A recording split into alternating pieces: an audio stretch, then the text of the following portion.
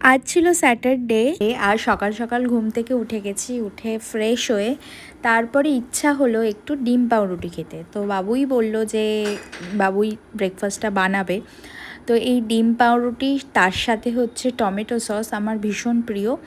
খুব রেগুলার বেসিসে খাওয়া হয় না, কিন্তু মাঝে মাঝে খেতে ইচ্ছা করলে খাই। ফোন চলে এলো আর আমি আনন্দের চোটে চলে গেলাম হচ্ছে ছাদে। ফ্রিজ দেখে পছন্দ করে এসছিলাম, তো ফ্রিজটা আজকে ডেলিভারি দিয়ে আমার অফিস ছিল না। ডেলিভারি বয় ফোন করার সাথে সাথে ছাদ থেকে দেখি, আর তারপর অনেকক্ষণ ওয়েট করতে হয়।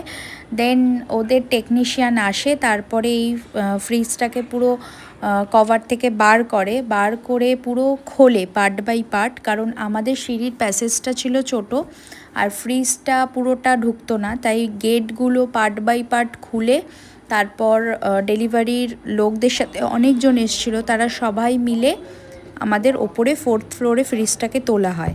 আর পুরো ফ্রিজের গেট আর যেই পার্টসগুলো খুলেছিল সেগুলো পুরো কাচের ছিল। আর আমি তো ভীষণ খুশি হয়ে গেছিলাম, ঘরের একটা নতুন জিনিস আসছে, আর সেটাও আবার খুব পছন্দের একটা জিনিস। টেকনিশিয়ান পুরো পার্ট বাই পার্ট আবার ফ্রিজের মধ্যে লাগায়।